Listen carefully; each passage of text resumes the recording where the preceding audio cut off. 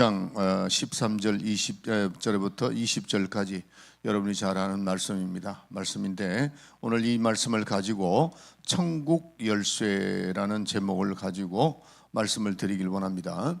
하나님은 살아계신 하나님이십니다.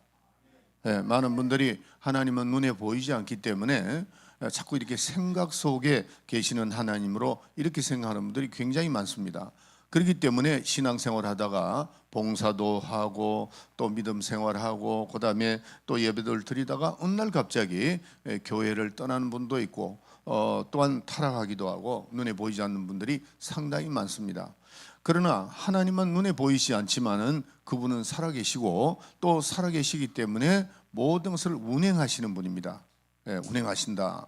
그래서 마태복음 28장에 보면은 우리 주님이 이 세상을 떠날 때 내가 너희들과 영원히 함께 하시겠다 하는 말씀을 우리가 자꾸 생각으로만 생각하는 것이 아니고 그게 실제로 우리의 삶 속에 움직여 나가야 된다는 사실입니다. 그리고 하나님은 오늘 또 이 자리에도 또 여러분의 삶 속에서도 살아계셔서 역사하시고 인도해 주신다는 것을 확실히 알고 신앙생활을 해야 되는 겁니다. 하나님께서는 독생자 예수 그리스도를 이 땅에 보내주셔서 그분을 통해서 우리가 구원을 얻게 하신 그 믿음에 우리가 기초가 되어야 된다는 사실입니다. 하나님은 독생자 예수 그리스도까지도 아끼지 아니하시고 보내주셨는데 그분이 오셔서 죽으시고 부활하시고 우리에게 영원한 생명을 주시고 또 십자가에 달려 돌아가셔서 그분의 그 피로서 보혈의 피로서 우리의 씻어 주신 거 이것이 하나의 우리의 믿음이 되어야 된다 하는 것을 여러분이 꼭 기억을 해야 됩니다. 그래서 우리의 믿음은 예수 그리스도, 그 예수 그리스도를 우리가 나사렛 목수의 아들이 아니고 살아계신 하나님의 아들로 믿고 또한 그분이 오셔서 기름 부음을 받고 하나님으로부터 기름 부음을 받으니까 그리스도, 그래서 예수라고 하는 이름과 그리스도라고 하는 직분, 그 직분 그리스도임을 믿는 것입니다. 이게 우리의 믿음이라는 걸, 이걸 수요 성경 공부에 지금 요즘에 계속 누가복음을 강의하면서 말씀을 하고 있죠. 그래서 바울의 그 믿음, 누가의 믿음에 대한 것을 말하면서 더 이렇게 발전된 것을 자꾸 말씀드립니다. 그래서 그 믿음의 기초가 우리는 확실히 되어져야 된다는 겁니다. 자, 그런데 우리가 나사렛 예수 그분이 하나님의 아들이시고 또 그리스도로서 직분을 감당하시는데 그 믿음이 우리가 지식적으로 가지고 있게 되면 이건 안 된다는 거죠. 만약에 우리가 감정적으로나 지식적으로 우리가 믿고 있다가 만약에 다른 지식이 온다든가 다른 감정이 우리에게 온다면 어떻게 될까요? 바꿔지는 겁니다. 그렇기 때문에 우리는 우리의 지식으로 예수님을 믿는 것이 아니고 예수님이 나의 구세주라 하는 그 믿음은 어떤 믿음이냐? 성령으로 말미암아 그렇게 돼 있어요. 성령으로 말미암아 우리는 알게 되어야 된다 하는 겁니다. 오늘 이 본문에 보면은 내가 그리스도임을 아무에게도 말하지 마라. 엄히 경계했죠. 예수께서 하나님의 아들이심을 그거를 말하지 말라는 겁니다. 그 다음에 17절에 가서 사람에 의해서 아는 것이 아니고 오직 어떻게 해요? 성령으로 말미암아 깨달아져야 된다 하는 겁니다. 그래서 성령이 오면은 나를 하나님의 아들이라는 것을 증거하시고 우리에게 인도해 주신다 이렇게 되어 있습니다. 그래서 고린도전서 12장 3절에 보면은 그러므로 내가 너희에게 알게 하노니 하나님의 영으로 말하는 자는 누구든지 예수를 저주할 자라 하지 않고 또 성령으로 아니하고는 누구든지 예수를 주라 할 수 없느니라 그렇게 말씀을 하고 있습니다. 하나님의 아들이시고 예수는 그리스도라고 하는 것은 성령으로 우리가 확실히 알아야 된다 하는 겁니다. 아멘. 오늘 또 여러분들 성령으로 이 말씀을 들어야 뭐가 된다고 그러죠? 여러분의 영혼에 진리가 되는 겁니다. 생명이 된다는 거죠. 지식적인 동의로 지식을 가지고 한 가지 더 알았다, 내가 성경을 한 가지 더 알고 간다, 이거로서 끝나는 것이 아닙니다. 그것은 지식은 내가 다른 지식이 들어오면 그거 바꿀 수 있습니다. 바꿔지는 겁니다. 그러나 성령으로 들으라는 거죠. 성령으로 들어가야 어떻게 해요? 내 영혼의 양식이 된다는 겁니다. 자, 우리가 예수를 그리스도라고 하는데 그리스도라는 게 뭐죠? 기름 부음입니다. 그리스도라는 것은 기름을 부었다 이렇게 되죠. 그래서 목사님들 안수할 때 기름 부었고 손을 얹고 기도를 해줍니다. 옛날에는 주의 종들에게 기름을 발라줬어요. 요즘도 미국 교회 같은 경우는 기름을 발라요. 뭐 그럴 필요는 없습니다. 우리는 그럴 필요 없고, 우리는 안수에서 기름을 붓고 성령으로 기름을 붓는 겁니다. 이걸 우리가 잘 아셔야 돼요. 그래서 이 뜻은 하나님이 직접 기름 부음을 부었다. 그래서 그리스도라고 그러는 겁니다. 예수 그리스도. 그리스도는 뭐라고요? 직분인데 예수님의 직분인데, 그 직분이 옛날에는 왕, 선지자, 제사장 이럴 때 기름을 부었습니다. 그런데 예수님에게 기름을 부었다고 하는 것은 왕이시고, 그 다음에 선지자이시고, 그 다음에 제사장이다. 영원한 왕이시고 영원한 선지자가 되시고 영원한 제사장이 된다, 그런 뜻입니다. 그래서 예수를 하나님이 기름 부어서 그리스도라고 하셨다는 겁니다. 그래서 그를 그리스도, 오직 하나님이 연약에 의해서 기름을 부었다 하는 뜻입니다.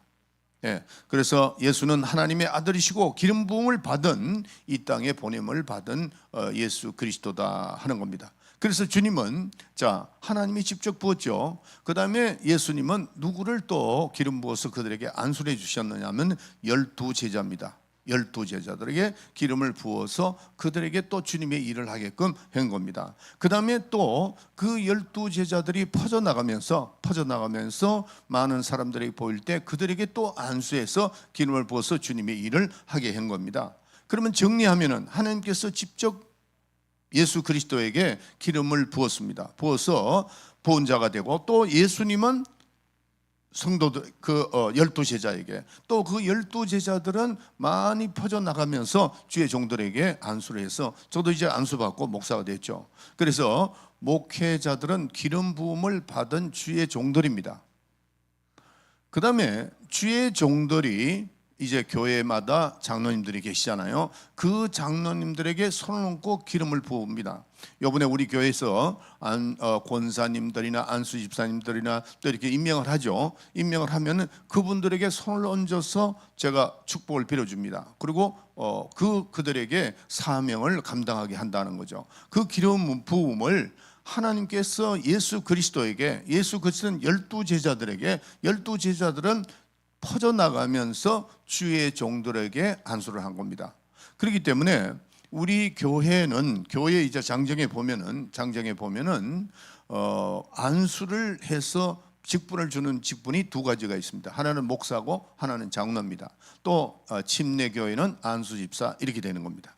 그래서 목회자가 기름 부음을 받고 난 다음에 이제 장로님들이나 집사님들에게 하나님께서 권위를 주셨으니까 그 권위를 가지고 충고도 하고 또 격려도 하고 이제 위로도 하죠. 그래서 하나님의 이름으로 기름 부음 받은 목사는 장로들과 집사, 권사 모든 분들을 충고하고 격려하고 위로를 하는 겁니다. 그런데 주님은 그리스도의 부름을 받은 다음에 어떻게 했느냐 하는 거죠. 기름 부음을 받았는데 죽기까지 순종을 했다는 겁니다. 예수님은 하나님으로부터 기름 부음을 받고 그 직분이 왕 같은 만왕의 왕이 되시고 만주의 주가 되시고, 그 다음에 영원한 선지자가 되시고 영원한 제사장으로서의, 누구에게 순종한다고요? 하나님께로부터 기름 부음을 받은 분이기 때문에 끝까지 충성하는 겁니다. 순종하고.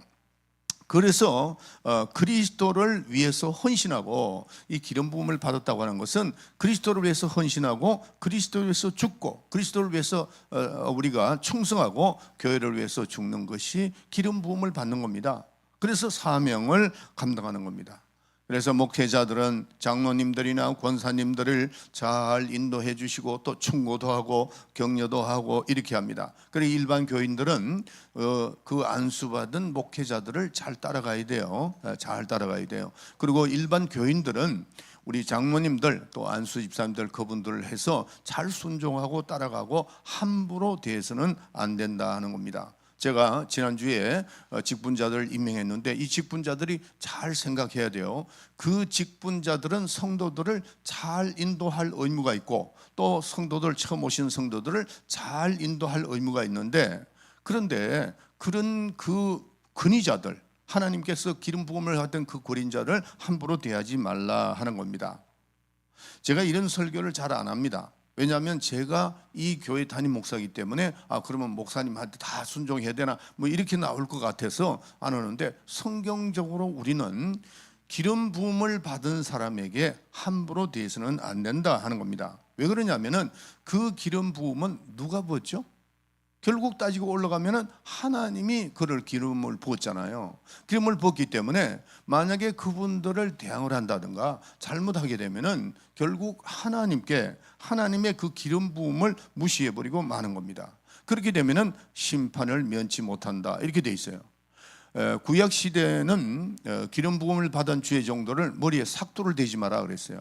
머리를 삭도를 대지 마라. 그러니까 하나님은 그런 그 기름 부음 받은 종들에 대해서 권위를 주시는 겁니다. 윗권위자단 말이에요. 그래서 머리를 삭도를 대지 마라. 하나님의 기름을 부었다 이런 뜻이죠.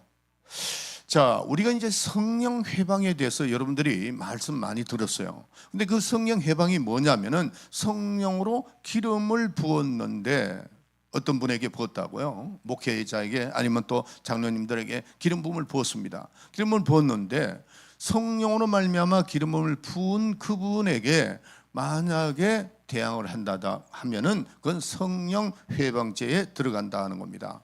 마태복음 12장 23, 26절에 보면은, 자 읽어주세요. 내가 너희에게 이르노니 무익한 말을 하든지 심판날에 이에 대하여 신문을 받으리니. 아멘. 자, 내가 너희에게 이르노니 사람이 무슨 무익한 말을 하든지 심판날에 이에 대하여 신문을 받으리니, 그렇게 얘기를 했어요. 그래서 우리는 이 말조심을 믿는 사람은 참 잘해야 돼요. 함부로 말해보면 그 말에 대한 우리가 책임을 져야 된다는 거죠. 성령 회방죄는 성령의 기름을 부음을 받은 사람에게 함부로 대하지 말라 하는 겁니다. 여러분이 축복을 말하는 거예요. 이게 어떻게 보면은 여러분을 부담을 주기 위해서 하는 것이 아닙니다. 조금 전에도 말씀드렸지만 우리가 장로교회 교리 문답 중에 이상 중에 두 가지가 있는데, 하나는 신약교회 직분이 두 가지입니다.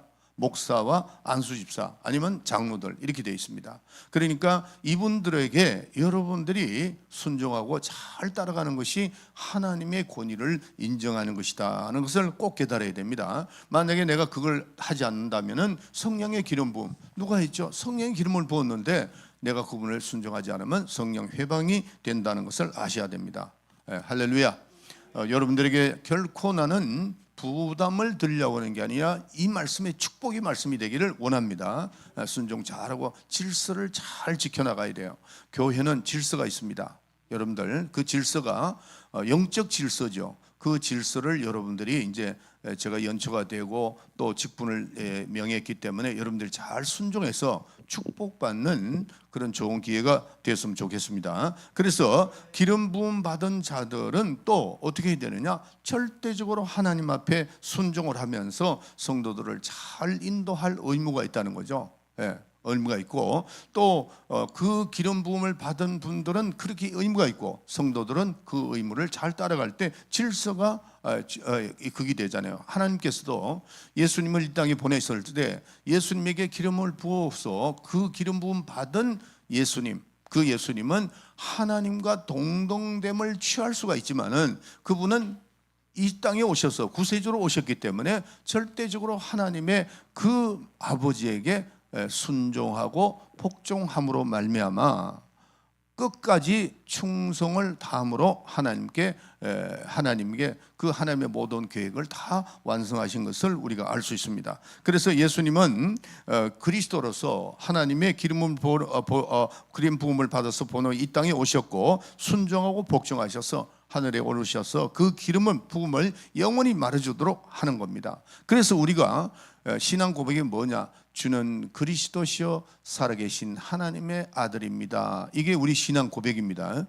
한번 따라 봅시다. 주는 그리스도시요 살아계신 하나님의 아들이십니다.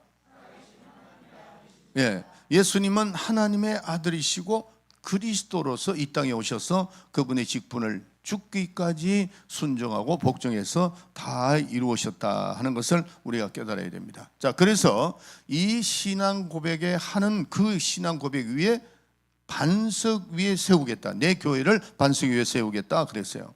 반석은 뭐냐? 베드로라는 뜻입니다. 베드로 그러면 반석이라는 뜻이에요. 그 반석 위에 세우는데 요동하지 않게끔, 그래서 주는 그리스도시여 살아계신 하나님의 아들이라는 그 신앙의 고백 위에 이 교회를 세운다는 겁니다. 교회가 사람만 모인다고 교회가 아닙니다. 어떤 커뮤니티를 만들어서 그 위에 하나의 뭐 교회가 장정이 있고 헌법이 있고 뭐 이렇게 해가지고 계획을 세워서 하는 게, 그게 교회가 아니고 베드로라는 신앙 고백, 주는 그리스도시여 살아계신 하나님의 아들입니다는 그 신앙 고백 위에 세워진 교회가 참 교회고 또 하나님께서 원하신 교회다 하는 것을 깨달아야 됩니다. 자, 그래서 믿음 위에 세운 교회인데 이 성경은, 성경 전체가 창세기부터 요한계시록까지 누구에 대한 말이라고요? 예수님에 대한 말씀이라고 그랬어요. 요한복음 5장 39절에 보면은 너희가 영생을 얻기 위해 성경을 상고하거니와 이 성경은 나에 대하여 하는 것이다 그랬어요. 모든 것이 다 예수입니다. 창세기부터 요한계시록까지 모든 건 오실 예수 그리스도, 또한 오신 예수 그리스도, 다시 오실 예수 그리스도, 그 예수 그리스도라고 하는 것을 우리가 항상 깨달아야 됩니다. 이 진리를 알게 하기 위하여 전가하시는 말씀입니다. 아멘. 성경은 전체는 예수 그리스도밖에 없어요. 그래서 그리스도의 교회, 이 교회는 그리스도의 교회입니다. 제가 수요일 날도 계속 말씀드리는데 교회가 에클레시아 그러죠. 이 건물이 교회가 아닙니다.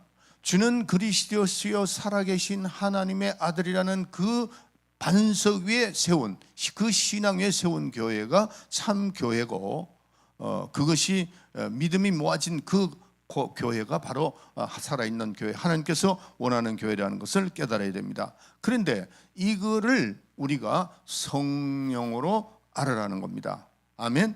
고린도전서 12장 3절에 좀 말씀드렸죠. 그래서 성령으로 깨달아져, 성령으로 인도함을 받는 교회에 주여 주여 하는 자마다 다 천국 들어가는 걸 아니라고 그랬습니다. 그리스도, 예수는 그리스도이시오 살아계신 하나님의 아들이라는 그 고백에 세워진 교회, 또 여러분들이 교회 자체가 돼야 돼요. 이 건물이 교회가 아닙니다. 여러분들이 교회입니다. 아멘. 에클레시아, 여러분들이 교회인데 여러분들이 이 교회의 믿음이 뭐가 돼야 되느냐? 반석 위에 세운 믿음이 돼야 되는데 그 반석 위가 뭐라고요? 주는 그리스도시여 살아계신 하나님의 아들이라는 그 신앙 고백이 베드로의 그 반석 위에 세운 그 기초가 되어서 교회가 세워져야 된다 하는 겁니다. 아멘. 그래서 우리는 성령으로 말미암아 주는 그리스도시여 살아계신 하나님의 아들이라는 이 믿음 때문에 우리가 잘 믿음을 이 세상에 지켜나가잖아요. 지켜나가게 되면은 반드시 비박이 옵니다. 신앙생활을 적당히 할 때는 비박이 안 옵니다. 안 믿는 사람도 교회 가니까 할렐루야 신앙생활 잘하고 그러는데, 주는 그리스도시여 살아계신 하나님의 아들이라는 그 신앙 고백에서 성령 받고 막 성령 충만하고 주님의 일을 하고 그 믿음에 살아가면 반드시 비박이 옵니다. 그 경험한 사람 많죠? 비박이 옵니다. 그래서 이 믿음을 지키기 위해서 비박도 오고 어려움도 하고 더 나아가서는 순교도 하고 이렇게 됩니다. 기독교 역사를 보면은 성령으로 말미암아 믿음으로 지키려고 했던 사람이 다 순교했습니다. 박해가 강해지죠.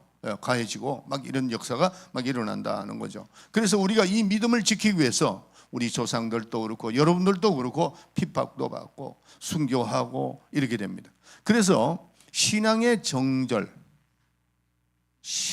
정절이 얼마만큼 중요한가를 여러분들이 깊이 생각해야 돼요. 오늘 여러분들이 주는 그리스도시여 살아계신 하나님의 아들이라고 하는 그 신앙 고백에 세워진 교회, 여러분 스스로, 여기 전체가 모인 사람들도 교회지만 여러분 자신도 교회라고 말씀드렸죠. 그 믿음을 가진 그 믿음은 정말 순교를 각오할 수 있는 믿음이 되어야 됩니다. 요즘 더 그렇습니다. 여러분, 세상이 지금 이상하게 막 돌아갑니다. 이 돌아가는 세상에서 우리가 신앙의 정절을 지킬 줄 알아야 돼요. 신앙의 정절을 지키지 못하면은 아주 목숨을 아주 순교하고 각오를 해야 돼. 각오를 하고 지키는 것이 신앙의 정절인데, 그 신앙의 정절을 지키지 못하면 이거 큰일 납니다. 계시록 14장 1절. 또 내가 보니 보라 어린 양이 시온산에 섰고 그와 함께 14만 4천이 섰는데 그 이마에 어린 양의 이름과 그 아버지의 이름을 쓴 것이 있도다. 어린 양의 이름과 무슨 이름이? 아버지의 이름이라고 그랬죠? 그 이름이 뭐라고요? 예수죠. 예수. 다시 읽어주세요. 또 내가 보니 보라 어린 양이 시온산에 섰고 그와 함께 14만 4천이 섰는데 그 이마에 어린 양의 그 이름과 이마에 뭐를 있다고요? 어린 양의 이름과 또 그 아버지의 이름을 쓴 아버지의 것이. 이름과 그 이름이 뭐라고요? 예수죠. 예수. 그 이름이 이마에 인쳐진 사람들이라 하는 겁니다. 예수의 이름이 임쳐요. 그래서 우리가 신앙의 정절을 지키는 사람은 예수의 이름을 가진 사람들이에요. 신앙의 정절을 가져야 된다는 거예요. 그래서 이들은 어린 양의 인도를 따라서 신앙의 정절을 지키는 사람들이라 이렇게 말을 하고 있습니다.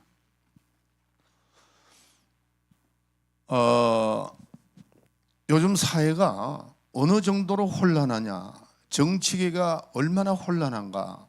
제가 여기 있어 자란 사람이잖아요. 제가 35년 동안 한국에 있었습니다. 그래서 이 한국의 역사는 뭐 제가 꿰뚫고 있습니다. 저는 또 역사를 좋아했기 때문에 그 삼국 사기부터 그 쭉 올라가는 거, 그건 역사 제가 잘합니다. 역사를 굉장히 잘하는데, 아마 내가 생각해 볼 때는 이렇게 혼탁한 세상은 난 처음 봅니다. 거짓이 지금 문화가 되고 있어요. 거짓이. 오늘 아침에 제가 이제 미국 뉴스를 들었습니다. 뉴스를 들었는데 트럼프 대통령이 나와가지고 이제 뭐 이렇게 가는데, 그 트럼프 대통령이 7년 전에 있었던 그 스캔들이 있었어요. 그러니까 푸틴 대통령에 대한 스캔들이 있었는데 그게 아닙니다. 근데 이제 그 필라델피아에 있는 어떤 교수가, 그분도 예수 믿는 분이 나와가지고 이렇게 얘기합니다. 그 독일의 괴벨스라는 총리가 있었죠. 히틀러가 있을 때 그 사람 말이 이런 말을 했다는 거죠. 거짓말을 한 번, 두 번 할 때는 안 속는데 한 1000번이 넘어가면 거짓말로 진실이 된다. 그랬다는 거죠. 맞죠? 우린 뭐 다 알죠. 그게 지금 우리 사회가 지금 그러고 있는 겁니다. 그래서 나는 제가 염려가, 우리 후손들이 이런 걸 배우면 어떡할까, 이게 이제 뭐 염려가 되고, 또 더구나 이 기독교에서 이게 유혹이 돼가지고 말이죠, 거짓말하는 게 아주 유행이 되고 참말하는 사람 바보가 되는 그런 세상이 지금 도래한 겁니다. 여러분들, 우리는 세상이 아무리 변해도 우리는 변하지 말아야 돼요. 왜 그럴까? 누가 한번 대답해 보세요. 우리는 변하면 안 되는 게 왜 변하면 안 될까요? 우리는 하나님의 자녀인데 하나님 뭐라고 말씀하셨죠? 나 여호와는 변혁지 않는다 그랬어요. 하나님은 변할 수 없는 분입니다. 하나님이 할 수 없는 일이 두 가지라고 그랬죠. 하나는 하나님이 변하지 않고, 또 하나는 뭐죠? 하나님은 거짓말을 하지 않는다는 거죠. 하나님은 변하는 분이 아니고 하나님은 거짓말하는 분이 아니기 때문에 우리가 만약에 변한다든가, 진리는 변할 수가 없는 거잖아요. 만약에 변하면은 우리는 신앙의 정절을 지킬 수 없는 사람입니다. 우리는 예수 그리스도로 말미암아 하나님의 아들을 믿고 우리는 구원받은 하나님의 자녀로서 신앙의 정절을 지킬 줄 알아야 돼요. 신앙의 정절을 지키지 않는 사람이 오늘날 크리스찬 중에서도 얼마나 많은가. 참 이게 문제입니다. 나는 우리 교인들이 10사람이 모여도 난 상관없어요. 5사람이 모여도 난 상관없어요. 옛날에는 그런 생각을 하지 않았는데, 나는 이제는 한 사람이 남더라도 신앙의 정절을 지키고 하나님이 원하는 사람들이 있다면 만족하다 이거예요. 네. 우리 교인들은 신앙의 정절을 지켜야 됩니다. 네. 우리는 세상이 다 변해도 우리는 변하면 안 돼요. 변하면 안 됩니다. 신앙의 정절. 우리는 어떤 고난과 핍박이 오더라도 반석 위에 세운 믿음이 돼야 돼요. 어떤 환난이 오고 어떤 풍랑이 오더라도 우리는 어떻게 신앙의 정절을 지키고 반석 위에 세운 믿음이 되어야 된다 하는 겁니다. 그래서 성령을 받고 성령의 인도함을 받아야 돼. 계속해서 성령의 인도함을 받고 신앙의 정절을 지킬 줄 아는 여러분이 되어야 된다 하는 겁니다. 만약에 우리가 신앙의 정결을 버리게 되면, 신앙의 정결을 지키지 못하면 어떻게 돼요? 그것에 반드시 심판이 있다는 것을 아셔야 됩니다. 성경에는 가장 거룩함이 뭐냐는 거죠. 하나님이 바라시는 거룩함이 뭐냐는 거죠. 그게 신앙의 정절입니다. 신앙의 정절을 잊어버리면 거룩함도 잊어버리게 됩니다. 여러분이 외모가 아무리 멀쩡하고 외모가 흉출하다 할지라도, 훌륭하다 할지라도 신앙의 정절을 잊어버리면 하나님은 그를 더럽게 여긴다 그랬어요. 더럽게 여긴다. 우리가 우리의 영혼을 사랑하고 축복한다면 꼭 신앙의 정절을 지켜야 돼요. 여러분들 한 가정에도요, 여자는 시집 가면 어려움이 있죠. 저는 이제 요즘 텔레비 가끔 보다 보면 옛날 같은 부인들이 이제 원하는 게 옛날 같은 우리 남편 뭐 처음 만났을 때 그거 자꾸 변하죠. 사람들이 조금씩 이게 변합니다. 변하는데 그러나 그렇게 남편이 변했다고 해서 여자가 변하면 안 돼요. 정절제, 우리 한국말에 그런 게 있어요. 그 집 귀신이 되라, 그런 말이 있죠. 나이 많은 분들 잘 알죠. 예. 우리가 신앙의 하나님과 한 번 맺은 언약, 예수 그리스도로 말미암아 구원받고 주는 그리스도시여 살아계신 하나님의 아들이라고 고백한 그분들은 반석 위에 세운 믿음입니다. 신앙의 정절을 지켜야 돼요. 예. 흔들리면 안 된다는 겁니다. 자, 말라기서 2장 14절부터 15절. 너희는 이르기를 어쩌미니까 하는도다. 이는 너와 너의 어려서 취한 아내 사이에 여호와께서 일찍이 증거하셨음을 인함이니라. 그는 내 짝이요 너와 매력한 아내로되 내가 그에게 괴사를 행하도다.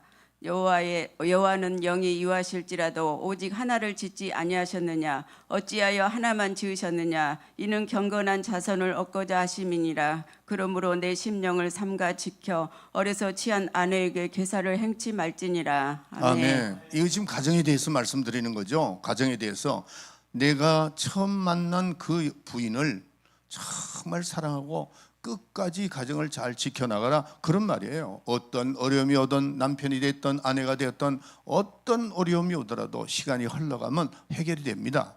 항상 우리가 천국 갈 때까지 이 세상에서는 여러 가지 어려움들이 많아요. 그 어려움을 지켜서 나가라, 그런 말씀이에요.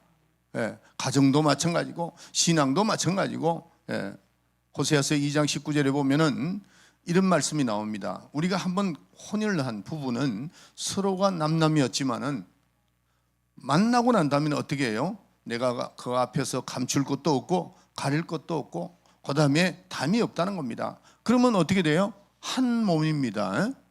내 아내와 내 남편은 한 몸입니다. 우리가 하나님과 하나가 되고 예수 그리스도 말미암아 거듭난 여러분들은 주님과 한 몸이라고 그랬어요. 믿으시면 아멘 하세요. 왜냐하면 주님이 내 안에, 내가 주님 안에, 아버지가 내 안에, 내가 아버지 안에 한 몸이에요. 둘이 아니라는 겁니다. 그래서 우리가 정말 부부지간에도 우리는 결혼을 하게 된 한 몸과 같이 우리가 예수 그리스도와 맺은 그 언약, 우리가 예수 안에 있을 때 한 몸이라는 것을 이거 잘 아셔야 됩니다. 하나님과 우리 관계는 둘이 하나예요. 다시. 하나님과 우리 사이는 둘입니까? 하나입니까? 하나입니다. 왜 하나죠? 예수 안에 있기 때문에 하나입니다. 그래서 내가 하나님을 잘 알고 하나님이 나를 잘 알아주시고 내가 하나님을 믿고 또 하나님이 나를 믿고 나를 믿어주시고, 그리고 우리는 어떻게 해야 되느냐? 신앙의 정절을 지켜서 끝까지 충성하고 내가 받은 의무를 때로는 힘들 때 주님을 생각하면서 사명을 감당하면서 이 세상을 살아가면서 마지막 아름답게 마쳐야 된다는 겁니다. 여러분들, 베드로가 3번 부인했죠. 어떤 분은 자꾸 베드로 3번 부인 가지고 나는 뭐 그렇게 많이 부인은 안 했는데 나는 그래도 신앙생활 잘하지 않나 그러면 맞아요. 그건 맞긴 맞는데 베드로가 3번 부인할 때 아셔야 됩니다. 성령 받기 전이었다는 사실을 알아야 돼요. 성령 받기 전에 그는 3번 부인했습니다. 그러나 그가 성령 받고 난 다음에는 어떻게 됐느냐? 절대로 목숨까지 내놓았죠. 신앙의 정절을 지키기 위해서는 내 목숨도 내놓을 그런 각오가 되어 있어야 돼요. 신앙생활은 그렇게 해야 됩니다. 이 험한 세상을 우리가 헤쳐나가려면 어려움이 많죠. 그 어려움을 할 때 하나님과 우리가 맺은 그 언약이 있기 때문에 신앙의 정절을 지키기 위해서 우리는 목숨도 내놓을 수 있는 그런 각오가 되어야 된다는 겁니다. 그래서 우리가 성령으로 고백한 것과 성령으로 하지 않는 게 차이가 난다는 거죠. 성령으로 고백하지 않는 사람은 중간에 타락할 수 있습니다. 또 여러 가지 문제도 일어나서 그냥 교회를 떠날 수 있습니다. 그런데 자, 오늘 히브리서 10장 26절을 우리 권사님이 읽을 때 잘 들으셔야 됩니다. 여러분들 아시는 말씀이에요. 우리가 진리를 아는 지식을 받은 후 짐짓 죄를 범한 즉 다시 속지 않은 제사가 없고. 아멘. 아멘. 예. 우리가 진리를 아는 지식을 받은 후 짐짓 죄를 범한 적 다시 속지 않은 제사가 없다고 그랬어요. 이 말씀이 하나님 말씀입니다. 다시 짐짓 죄는 뭐죠? 전에 짓던 죄. 내가 예수 믿기 전에, 예수 믿고 난 다음에 예수 믿기 전에 했던 그 원죄를 다시 돌아갈 때에 구원이 없다는 겁니다. 그러면 우리가 어떻게 됐든 간에 우리가 교회에 왔을 때 어떻게 되느냐? 입으로 신하여 마음에 이르고, 입으로 신하여 마음에 이르러 어에 이르고, 입으로 신하여 구원에 이르는데, 그럴 때 성령을 받아서 내 영혼을 확증을 해야 돼요. 그러고 난 다음에 신앙생활은 신앙의 정절을 지켜나가는 사람들이 돼야 된다 하는 겁니다. 예. 그랬을 때 하나님이 기뻐하시고 또 아름다운 열매를 맺을 수가 있다는 것을 아셔야 됩니다. 아멘. 그래서 우리는 이 신앙의 정절을 지키기 위해서는 어떻게 돼요? 목숨이라도 내어놓을 수 있는 사람이 되는데, 이런 사람들에게 첫째 부활에 참여하는 그 축복을 주시겠다는 겁니다. 아멘. 아무나 첫째 부활에 참여하는 거 아닙니다. 신앙의 정절을 지키고 목숨이라도 내어놓을 수 있는 그런 신앙하는 자들에게 첫째 부활에 참여하는 자가 된다, 그렇게 말씀하고 있습니다. 자, 그래서 주님께서 일한 자들에게 이 땅에서 어떠한 권세를 주셨는가 하는 겁니다. 18절 읽어주세요. 또 내가 내게 이르노니 너는 베드로라. 내가 이 반석 위에 내 교회를 세우리니 음부의 권세가 이기지 못하리라. 아멘. 음부의 권세가 이기지 못한다는 겁니다. 마귀의 권세가 이기지 못한다는 겁니다. 신앙의 정절을 지키고 끝까지 충성하고 성령의 인도함을 받는 그런 사람에게 첫째 부활에 참여하는 자, 첫째 부활에 하는 축복이 있지만은 이 땅에서 어떤 권세를 주신다고요? 음부의 권세가 이기지 못하게끔. 우린 싸움 분명히 이길 수 있습니다. 악한 원수마귀 더러운 귀신들은 우리를 삼킬 짤 같이 두루잡고 있지만은, 그러나 음부의 권세는 이기지 못합니다. 어떤 사람에게 신앙의 정절을 지키는 사람에, 어떤 사람에게 끝까지 충성하는 자에게, 목숨을 내어놓고 주님 일을 하는 자에게는 음부의 권세가 이기지 못한다 하는 겁니다. 할렐루야. 그래서 우리에게 예수 이름을 주셨는데 그 이름으로 귀신을 쫓아내고 새 방언을 말하고 뱀을 집으며 무슨 독을 마실지라도 해를 받지 않고 병든 자에게 선론전적 나으리라 그랬어. 오늘 내가 참 운전을 해오면서 나 참 너무 기뻤던 것은, 우리 이양순 권사님이 이제 오늘 우리 장로님이 이 러시아 분들을 구하기 위해서 제가 9시 반에 가서 이제 어머니하고 모시고 나왔어요. 오시는데 원래 우리 이양순 권사님 어머님 별로 말씀이 없잖아요. 아무 말씀 잘 안 하십니다. 근데 오늘은 제가 대화하고 이양순 권사님 우리 집사람하고 대화를 하는데 말씀을 하세요. 말씀을 하시면서 그 이제 변화된 어머니의 그 보현화된 말씀을 얘기를 하는데, 첫째, 제사도 안 지내고, 그 다음에 꿈에서 자기가 이렇게 막 본인이 어디 빠졌는데 그걸 확 했는데 어떻게 순간 이렇게 나왔는데, 그게 하나님의 은혜였다. 모든 걸 하나님의 은혜로 연결시키는데요, 나는 저분이 정말 정확하게 들으시겠는가, 나는 말씀을 들을 때마다, 왜냐하면 이제 연세가 많으시기 때문에 기억력도 좀 이렇게 세태하고 그랬는데, 내가 그랬어요. 성령으로 듣고 계신다고 그랬어요. 성령으로. 참, 얼마나 기쁜지 모르, 얼마나 기쁜지 모르. 성령으로. 그리고 악한 것들이 접근을 못하는 겁니다. 우리 어머니가 기도를 이렇게 한답니다. 나는 아무것도 모르는데 내가 하나님만 압니다. 예수님만 압니다. 그래서 아들한테도 난 예수 믿고 천국 갈란다 그렇게 얘기하시고, 난 아무것도 모르지만, 아니 그게 핵심입니다. 주는 그리스도시여 살아계신 하나님의 아들이라는 거. 그리고요, 딴 게 안 들려. 우리 어머니는 그냥 예수 하나님 그것만 들리는 거야. 그것만 해도 천국이야. 그래서 많이 건강해지셨어요. 그리고 대화를 해보니까 기억력이 굉장히 많이 살아나고, 얼마나 좋습니까? 할렐루야. 신앙의 정절을 지키는 그에게 권리를 주시는데, 그 권리가 음부의 권세가 이기지 못한다. 이 세상이 전부 다 음부의 권세잖아요. 그 이기지 못한다는 겁니다. 뭐 지식 있는 사람이 말씀 잘 듣고 또 연세 많은 분들 못 듣고, 그거 아닙니다. 성령으로 듣고 성령으로 깨달아지고, 그러니까 신앙의 정절을 지켜나가고, 그럴 때 하나님께서 음부의 권세를 이기신다는 거예요.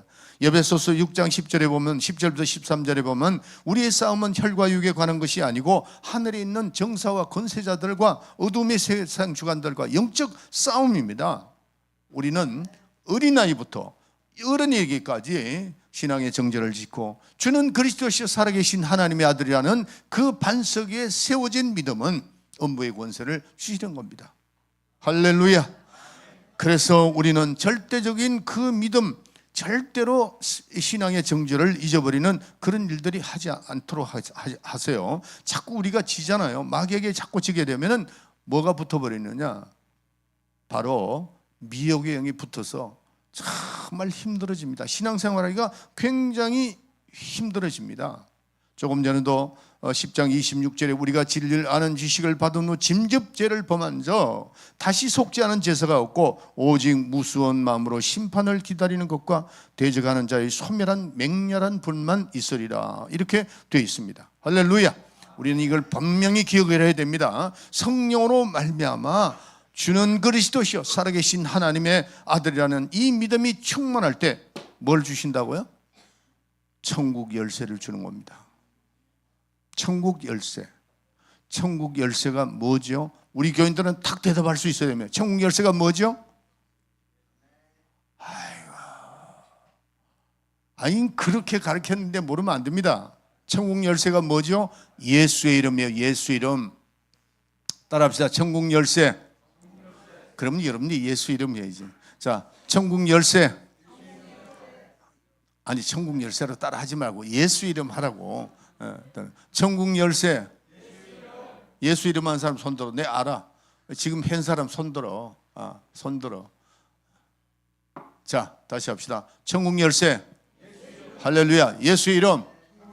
할렐루야. 천국 열쇠가 예수 이름입니다. 예수 이름이 천국 열쇠예요. 그러면은 열쇠는 어떻게 되느냐? 열어야 됩니다. 가지고 있다고 해서 그게 회력이 발생되는 거 아닙니다.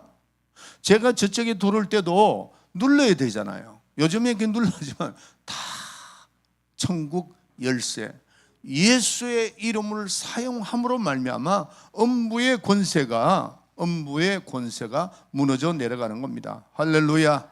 요한복음 14장 13절에 너희가 내 이름으로 무엇이든지 구하라고 그랬어요.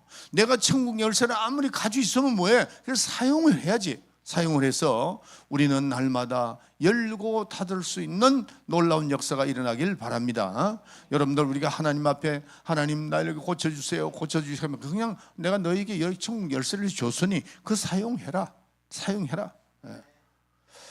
제가 새벽마다 이제 매번은 아니지만은 화요일 날은 뭐 거의 다가 안수를 해줍니다. 안수를 해주는데 그 안수를 해주는 건 다른 의미가 아니에요. 내가 천국 열쇠를 사용하는 겁니다. 아멘.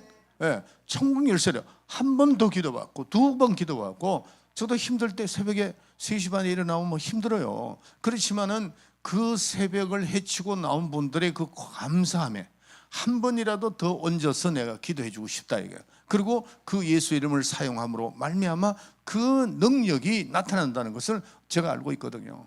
따라합시다. 천국 열쇠, 예수 이름, 천국 열쇠. 예, 그래서 우리는 이 천국 열쇠를 가지고만 있은 것이 아니고 그거를 사용하여 우리는 반드시 승리하는 여러분이 되시길 바랍니다. 우리가 밤새 기도하고 금식하더라도 천국 열쇠를 열어야죠. 예, 열고 닫고 열고 닫고 해서 우리는 어디에 있든 간에 하나님의 응답을 받아야 됩니다. 자, 결론 짓습니다. 이 하나님과 우리가 사귀면서 사귐을 갖죠. 예수 안에 있는 저와 여러분은 하나님과 사귐을 갖는 겁니다. 가질 때 자그마한 조그마한 응답부터 시작됩니다. 많은 분들은 엄청난 것만 자꾸 생각하는데 아니에요. 사귐이라고 하는 것은 작은 것도 사귐이 되고 큰 것도 사귐이 되는 겁니다. 그래서 기드온 같은 사람은 사귐이 작은 것부터 시작됐죠. 엘리야도 마찬가지죠. 기도할 때 어떻게 됐죠? 저 하늘, 그 높은 하늘에, 그 웅장한 하늘에 구름짝, 조그마한 그 구름이 지중해에서 뜬 것이 보았을 때 아, 하나님의 응답이 있구나 하고 계속해서 기도하여 응답이 이루어진 겁니다. 작은 구름이 큰 구름이 일어나듯이 여러분들의 삶 속에서 하나님은 살아계십니다. 아멘. 하나님이 살아계시기 때문에 우리는 그분과 동행하면서 조그만한 일부터 큰 일이까지 계속해서 진행되도록 하시길 바랍니다. 이제부터 우리는 이제 사명을, 오늘 이제 여러분들 지난주에 말씀 듣고 또 직분을 받은 분들은 성령으로 일하세요. 성령으로 일하지 않는 사람은 반드시 시험 듭니다. 시험 들고 그것을 1년 동안 하는 일에 다 감당을 못하더라고. 보니까 성령으로 해야 돼요. 성령을 하는데 응답 받으라는 거죠. 내 삶에 조그마한 응답이 분명히 우리에게 옵니다. 자, 내 후손들에게, 나나 내 후손들에게 다른 거를 물려주지 말고 정말 값어치 있고 가장 큰 거 물려주세요. 그게 뭐예요? 예수 이름입니다. 그게 뭐예요? 천국 열쇠입니다. 천국 열쇠. 내 아들이 천국 열쇠를 가지고 있는가? 내 자녀가 천국 열쇠를 가지고 있는가? 이거를 깊이 생각해야 됩니다. 만약에 여러분들 가족 중에서 천국 열쇠를 가지고 있지 못한 사람은 주님 나라 갔을 때도 문이 잠겨 있을 때 열어야 될 거 아니에요. 예수 이름이 없는 사람, 천국 열쇠가 없는 사람 문이 안 열립니다. 확실하게 해야 돼요. 확실하게 하고 따라합시다. 예수의 이름, 천국 열쇠. 그랬어요. 예수 이름, 천국 열쇠. 그렇죠. 이제는 확실하게 가지고 있으니까 그걸 사용하세요. 내 영혼을 위해서도 내 후손들을 위해서 사용해서 또 직분을 지킬 때도, 직분을 우리가 맡을 때도 천국 열쇠를 가지고 계속해서 사용하여 조그마한 그 응답부터 큰 응답이 이루어져 나가는 놀라운 역사가 새해에는 꼭 있도록 하시기를 예수의 이름으로 축원합니다. 아멘. 자, 우리 그 자리 다 일어나세요. 수송팀들 나오세요. 352장 이 찬송 1절만 하겠습니다. 350. 드럼 치는 사람들 뭐 하는 거예요? 빨리 나와. 빨리. 예. 나오세요. 그러면 그냥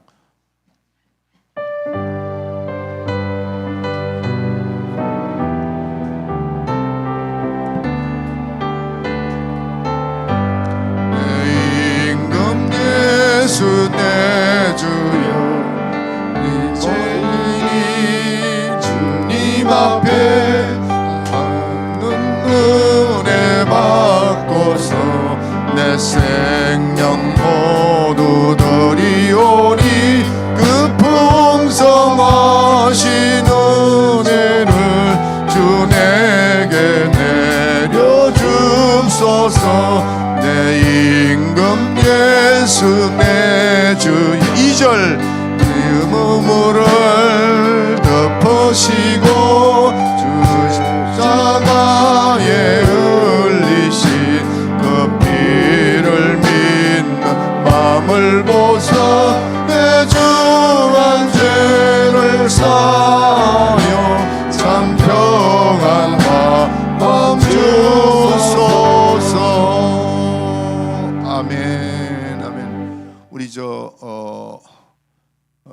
김전도사 가족 다 이리 나오라고.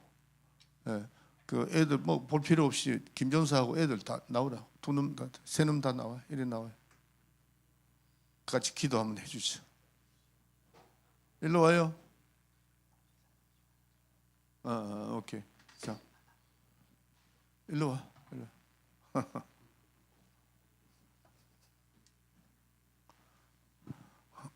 나는 대개 보면 몇 년 다 잊어버리잖아요. 이 두 놈들은 나를 안다고 그러더라고. 기억을 해요. 얼마나 감사해. 예.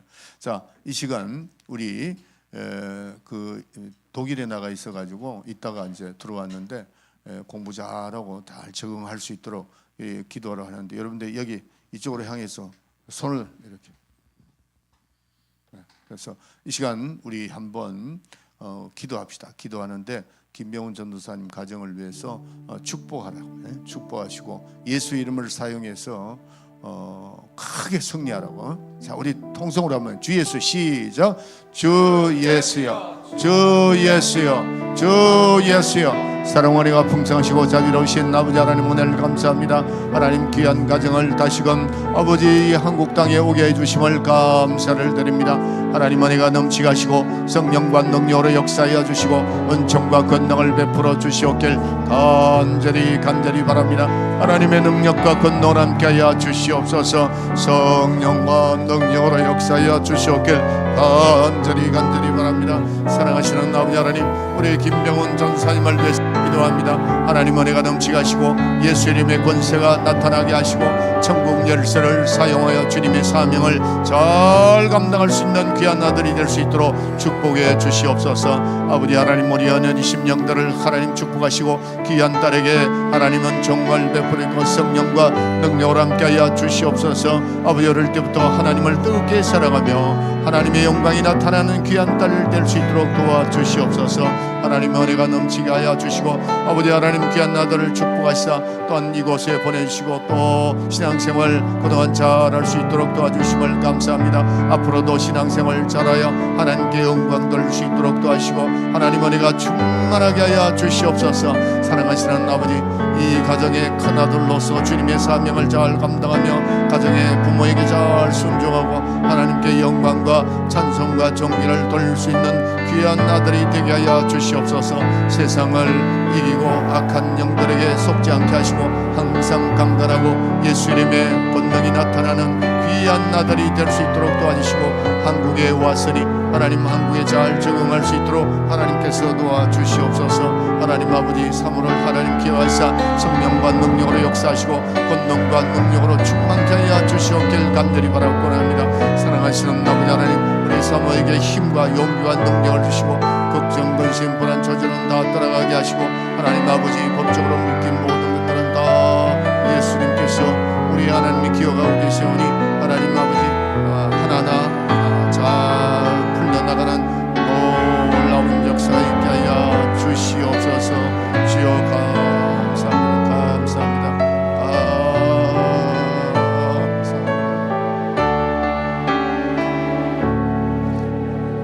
지금은 우리 구주 예수 그리스도의 은혜와 하나님 은혜가 만극하신 하나님의 아버지의 은혜와 또한 성령과 성령의 교통, 내재의 교통하심이 오늘 이 자리에 모인 모든 분들 성령 충만하고 앞으로 신앙의 정절을 지켜서 주님의 사명을 잘 감당하리라 마음에 결심하고 돌아가는 우리 사랑하는 성도들 머리 위에 지금으로부터 영원토록 함께 있을지어다. 아멘.